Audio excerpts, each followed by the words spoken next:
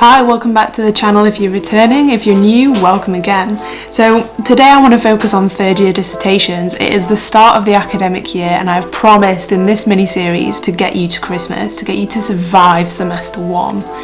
If you're in third year, you've got your idea and you're hopefully at some point now going to get a meeting with your supervisor.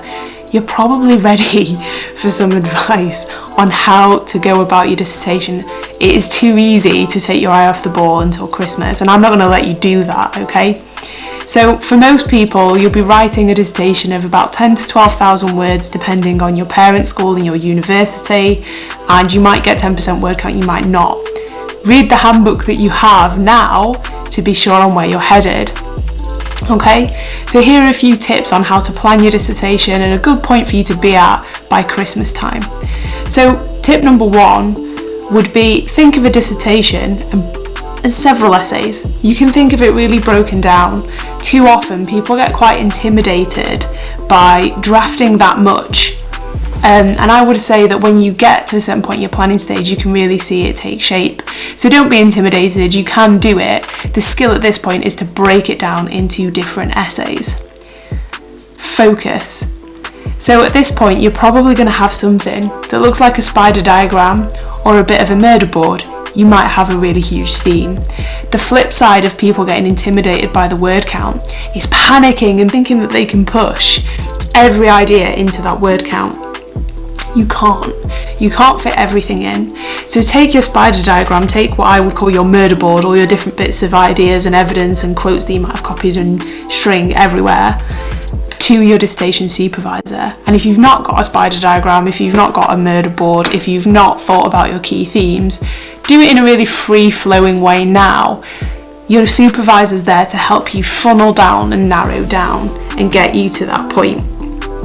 So let me give you a for instance. When I did my dissertation, I was a joint honours student in English and classical literature. And I thought, well, what do I actually really like? What could I write 12,000 words on? A good strategy is to think about modules you've done and enjoyed, and then you've got a bit of grounding in the topic. If you pick something really off-piste, it might not go well. So for me, I was thinking about doing something on a bestiary and looking at monsters in Greek myth and Greek art, and then looking at medieval myth, medieval art. It was going to be difficult because I'd not done a module on Greek art, I'd not done a module on medieval art, I had no grounding in the topic at all other than, a kind of working knowledge of Greek myth. So don't set yourself up to fail by clinging on to the first idea you have.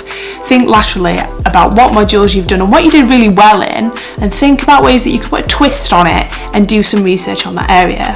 For me, that meant doing a comparison of Greek tragedy and Shakespearean tragedy because I'd done modules in both of those and I'd enjoyed them, and they were things that I could bring together really well in a dissertation. Okay, from there you can narrow it down even further. So don't go for a big theme, go for set texts if you're a literature person. Limit yourself to a type of evidence perhaps if you're a historian, or a really narrow period in history if you're doing a historical dissertation. This is you setting up the parameters of your research and what you're going to do. It's all about taking your spider diagram and pruning things off it until you have something you can really focus in on. Okay, so once you're at that stage, once you've pruned down and down and down to a research area you think you can focus in on, then build a bibliography. Think about how the ideas overlap and try to pull these ideas apart and put them into an order. If we look at the screen together, you can see that once you pull your themes apart, you can make a contents page. You can change it a million times before you've finished, but the first thing I wrote was actually my contents page, just really to give me a bit of a plan. It changed several times before I handed it in, but this is the point that it's helpful to get to before Christmas. Have a list of your key themes, and then what you can do is build a sensible bibliography around it.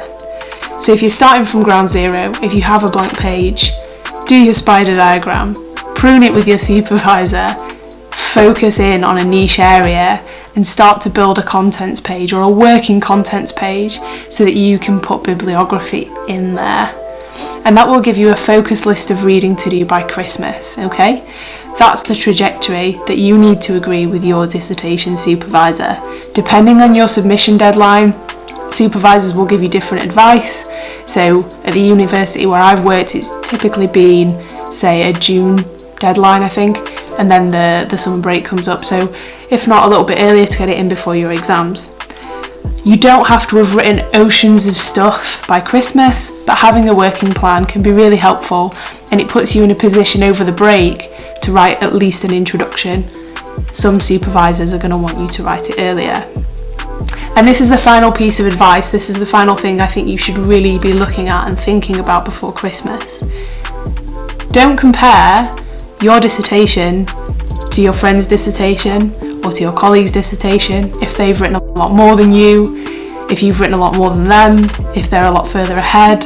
It's really not a helpful thing to do. Everybody has a different balance of modules in each semester. If you're going to look at anybody as a model, look at a dissertation that's done well, that's complete. And a lot of universities have a repository like this. So for us, it's final chapter, and there's a whole kind of host of dissertations that have been handed in at that level that have done well. Read those and get a feel for how you would flesh out a 12,000 word piece, because when the ideas are there, it's not as much as you think. Okay, so do your murder board, do your pruning, get a bit of a contents page together and start your bibliography, start reading, and then by Christmas you should be in a position where you've written an introduction, or you're ready to write a damn good one that will set up what you're going to be writing thereafter. Okay, that's everything on dissertations for now, to just get you started and get you thinking about it. But hopefully I'll see you guys next time when we start to think about how to write a dissertation introduction. That's going to be my next third year video to get you guys started, and I'll release that nice and early before Christmas. So if you are someone who's got a lower commitment this term, we'll get you sorted, we'll get you ahead of the curve. Don't forget to like, subscribe and share this video on. No two dissertations are ever going to be the same, so share this with your friends. Okay, good luck.